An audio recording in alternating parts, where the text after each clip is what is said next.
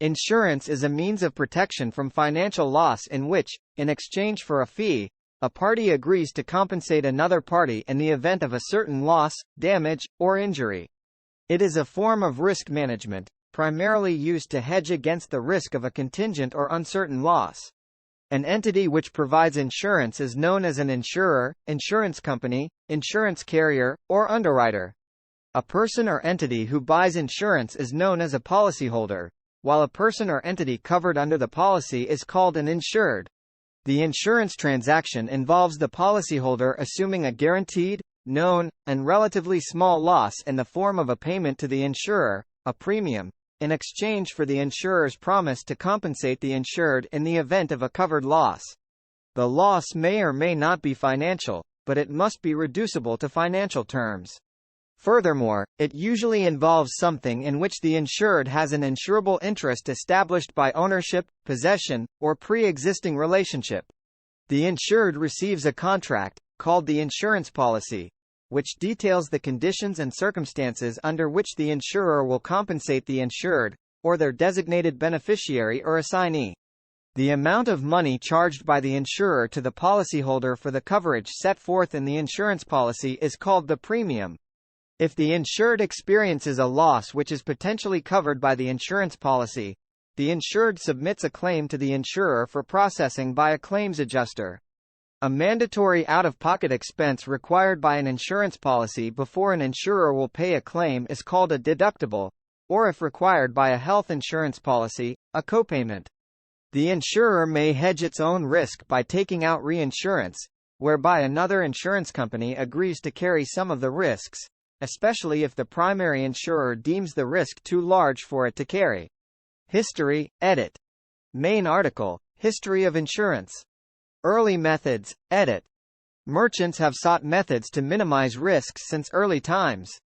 Pictured. Governors of the Wine Merchants Guild. By Ferdinand Boll, circa 1680. Methods for transferring or distributing risk were practiced by Babylonian, Chinese and Indian traders as long ago as the 3rd and 2nd millennia BC, respectively. 1. 2. Chinese merchants traveling treacherous river rapids would redistribute their wares across many vessels to limit the loss due to any single vessel capsizing. Codex Hammurabi Law 238, circa 1755 to 1750 BC, stipulated that a sea captain, ship manager, or ship charterer that saved a ship from total loss was only required to pay 1/2 the value of the ship to the ship owner. 3, 4, 5.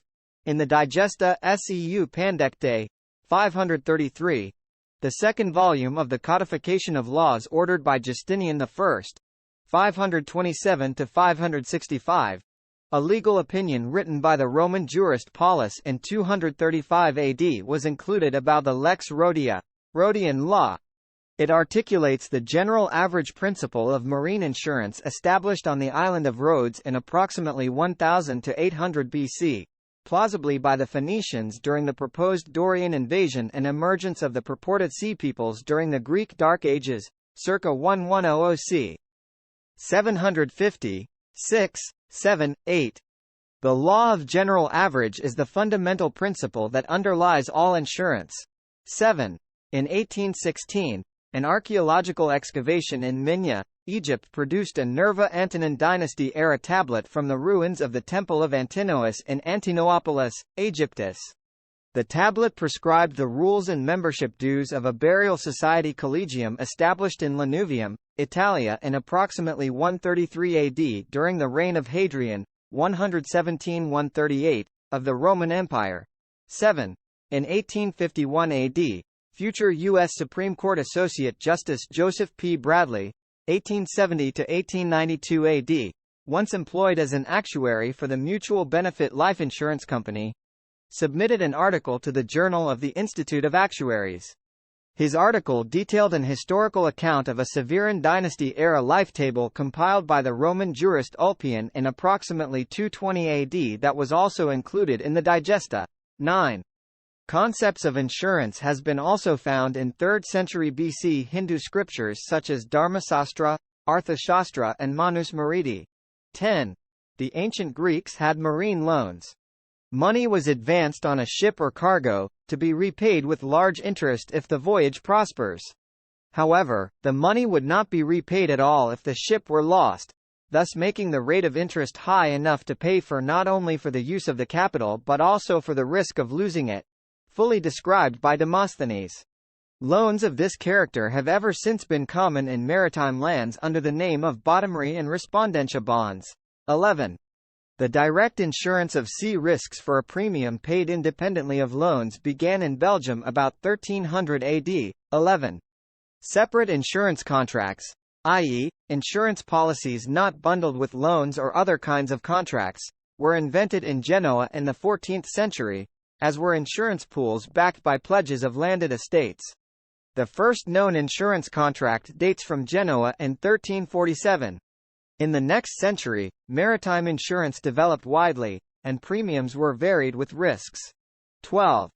These new insurance contracts allowed insurance to be separated from investment, a separation of roles that first proved useful in marine insurance. The earliest known policy of life insurance was made in the Royal Exchange, London, on 18 June 1583, for £383, 6s. 8d. For 12 months on the life of William Gibbons. 11. Modern methods, edit.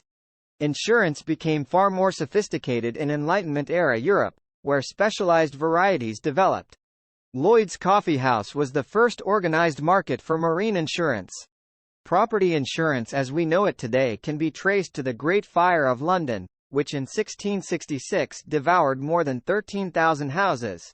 The devastating effects of the fire converted the development of insurance, from a matter of convenience into one of urgency, a change of opinion reflected in Sir Christopher Wren's inclusion of a site for the insurance office in his new plan for London in 1667.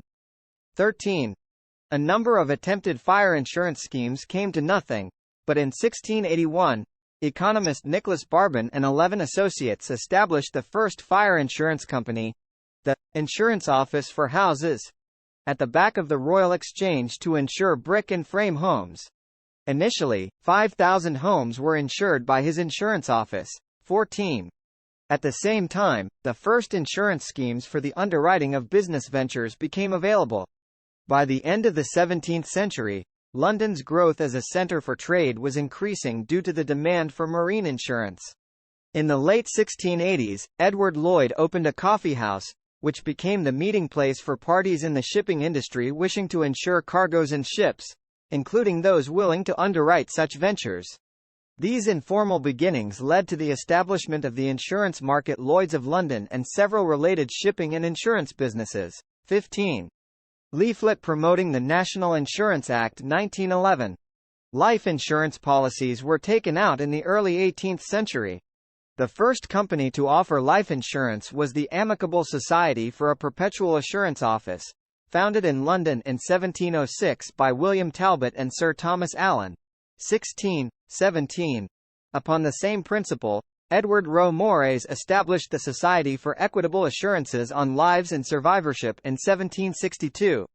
It was the world's first mutual insurer and it pioneered age-based premiums based on mortality rate laying, the framework for scientific insurance practice and development, and the basis of modern life assurance upon which all life assurance schemes were subsequently based.